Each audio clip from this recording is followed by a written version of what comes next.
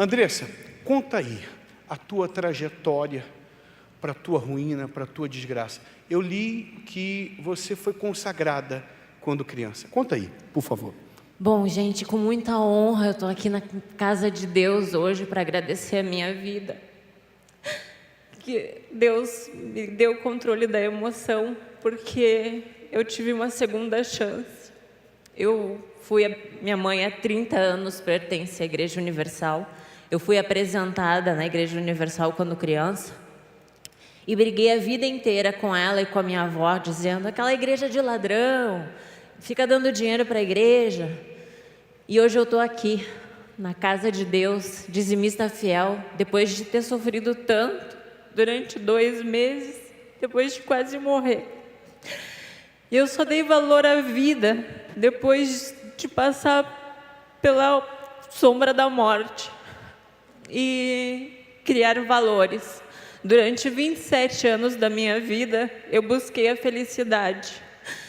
Porque a minha mãe sempre me criou sozinha, minha mãe me ganhou muito novinha, ela tinha 14 anos, a gente era de família muito pobre. Eu queria o amor do meu pai, eu não tinha. Eu fui abusada sexualmente dos 2 aos 8 anos por um avô de criação. Casei muito cedo porque eu queria uma família. Infelizmente, meu casamento não deu certo, durou 6 anos. E acabou por infelicidade. Tenho um filho maravilhoso que é a minha vida, que Deus hoje, em primeiro lugar, depois a minha mãe e o meu filho. E durante 6 anos, quando eu me separei, aos 21 anos, eu caí no mundo. E eu passei pela beira da morte 4 vezes na minha vida. Só veio uma para a imprensa, porque hoje eu sou uma pessoa pública. Mas durante esses 6 anos eu tentei preencher um vazio que existia dentro de mim. Eu tentei preencher com a riqueza, com o dinheiro, com as melhores roupas, os melhores carros, o melhor apartamento. Eu tentei preencher com os homens famosos, com as baladas. Eu tive 4 vezes à beira da morte. 2 por overdose, porque eu fui para festas eletrônicas, tentando achar a minha felicidade, e pelo excesso de drogas eu quase morri 2 vezes. Mas mesmo assim eu disse: eu quero dinheiro, eu quero ser feliz, eu quero alguém que me ame, só que eu nunca me dei o respeito. Então eu me envergonho muito da Andressa Urach, que morreu, porque ela morreu dia 29 de novembro do ano passado. E dia 3 de dezembro nasceu uma nova Andressa. Muitos, como o bispo falou, têm me criticado. Hoje eu sou mais criticada por ter colocado a Deus à frente de tudo na minha vida do que quando eu ficava nua, pelada. Então, os valores inverteram. Tudo é normal, é tudo normal. O mundo é muito divertido, só que é vazio. Eu fiquei 20 dias... quando aquela Andressa, que já morreu, deitada num quarto em depressão, com uma cobertura no Rio de Janeiro, que eu, graças a Deus, pude proporcionar para a minha família, com um carro importado na garagem, com um relógio de 20 mil reais, até um sagui, um macaco eu comprei, porque eu queria, porque eu achei que eu ia ser feliz com aquele macaco. No fim, o macaco nem gostava de mim. E eu buscava a felicidade. Durante 20 dias eu fiquei deitada no quarto, a minha mãe é testemunha, chorando, em depressão, achando que a minha vida tinha acabado, tendo tudo que eu procurei durante 6 anos. Só que nesses 6 anos eu me afastei da igreja. Na verdade eu não conhecia a palavra de Deus. Como a minha mãe e a minha avó vinham muito à igreja, eu era muito preconceituosa. Dizia: que Deus não existe. Que Deus. Oh, meu amigo, não queira ver Deus, não queira passar o que eu passei. Eu sofri 2 meses no hospital. Acho que muitas pessoas aqui sabem do que aconteceu. Deus é tão maravilhoso que me deu essa segunda chance.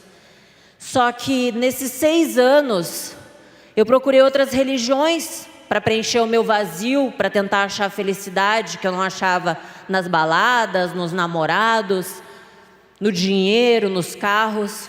Eu procurei religiões, eu procurei a macumba. Eu fiz macumba para ficar rica, eu fiz macumba para arrumar marido, eu fiz macumba para tirar marido de outra, porque só aparecia homem casado na minha vida.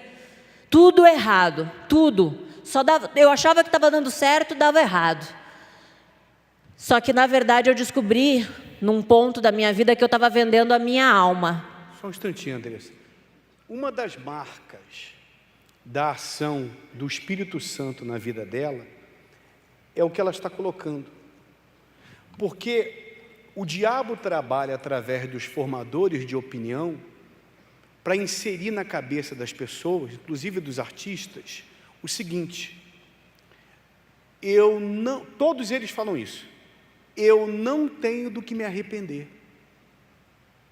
Todos os artistas falam isso.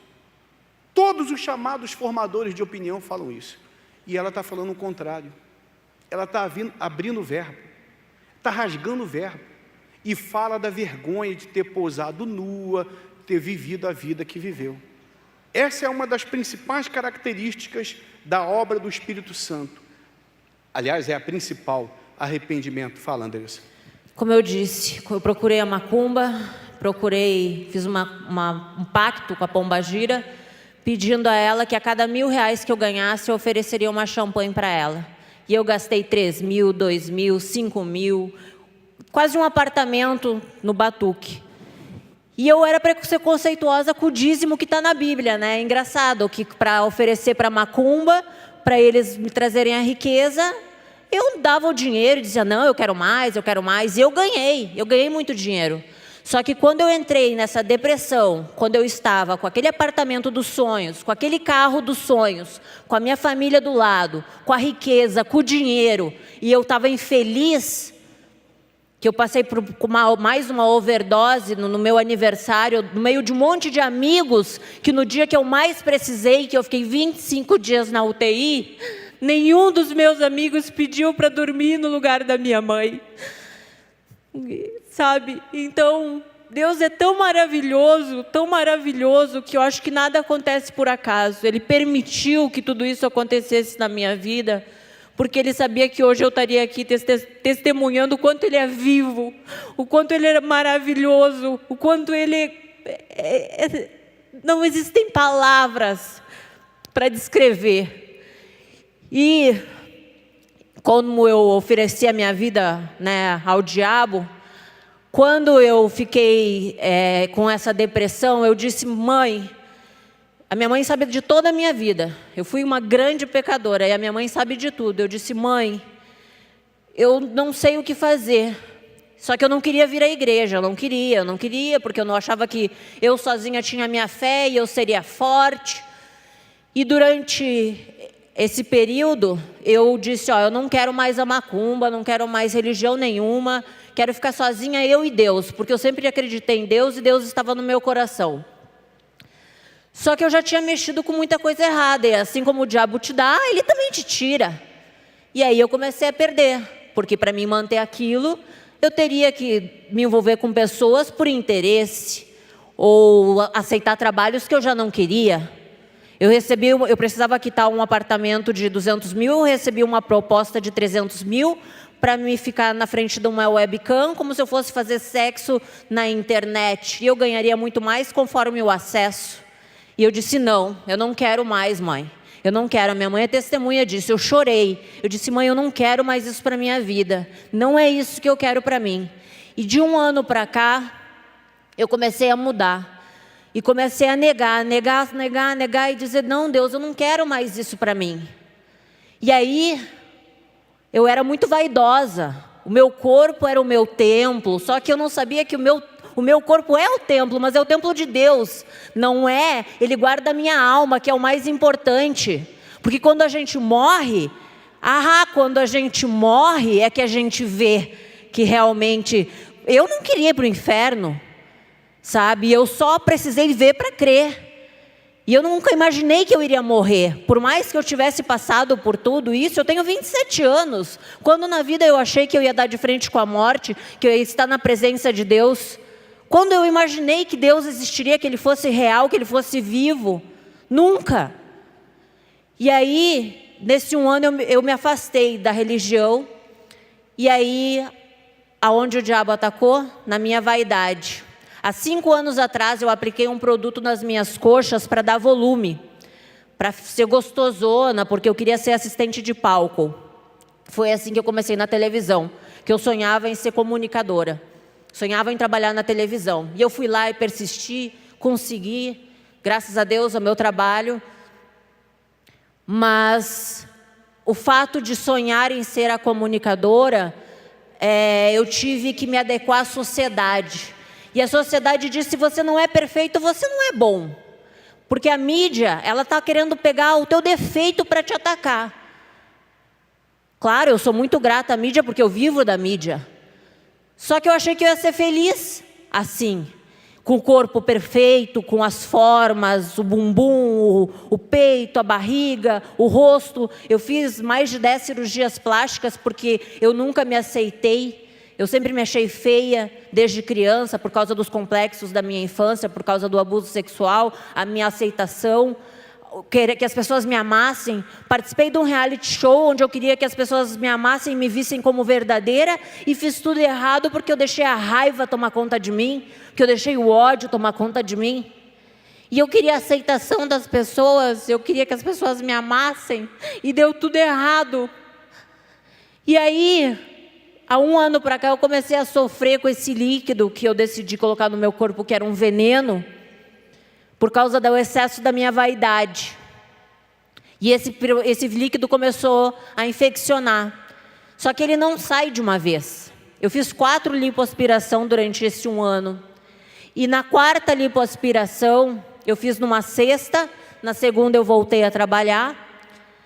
Começou a muita dor. Aí eu liguei para o meu diretor e disse: por favor, me libera, porque eu preciso ir para o meu médico no sul, que minha mãe está morando no sul. E eu preciso ver porque tem alguma coisa de errado acontecendo com o meu corpo. Fui, cheguei em casa, questão de 3 horas. 3 horas. A minha mãe é testemunha. A dor, ela veio de uma maneira tão forte, mas tão forte, que eu disse: mãe, eu sou uma pessoa que não gosta de ir no médico. Eu só vou no médico se eu realmente estiver muito mal. Disse: mãe, pelo amor de Deus, chama a ambulância, porque eu estou passando mal. Eu não conseguia pisar no chão. Eu cheguei no hospital, na emergência do Conceição, em Porto Alegre, no SUS, que é do lado da minha casa, e graças a Deus eu fui para o SUS, porque o que eu teria que gastar seria 350 mil, que foi o que o hospital gastou comigo, por tudo que eu precisei nesses 25 dias de UTI. E eu fui muito bem atendida por ótimos profissionais, que eu tenho certeza que Deus tocou na mão deles para que eles fizessem um bom trabalho. E ali, naquele hospital, quando eu entrei em emergência, vomitando, com pressão 7/3, à beira da morte, com uma bactéria que entrou dentro desse hidrogel que eu apliquei na minha coxa e foi direto para a minha corrente sanguínea, onde me deu uma infecção generalizada, onde parou o meu rim e parou o meu sistema respiratório. Eu fiquei 3 dias em coma, respirando por tubos, fazendo xixi por sonda, comendo por sonda, e a minha mãe ali, fiel a Deus. Todos esses anos eu brigando com ela e ela ali, persistindo por mim, fiel. E ela em cima de mim orando. Eu disse: a minha mãe me salvou, porque eu não tinha essa ligação com Deus. Por mais que eu acreditasse em Deus, eu não era fiel a Ele, eu não era leal a Ele. E quando eu estive no juízo final, e eu digo para vocês, Deus é testemunha, eu estive no juízo final. Era um lugar muito limpo, muito claro, onde eu estava sozinha, só estava a minha alma ali. E eu não vi Deus, mas eu senti Ele dentro de mim, acima de mim. Eu fiquei com vergonha. Eu baixei a cabeça e senti vergonha. A minha vida passou pelos meus olhos.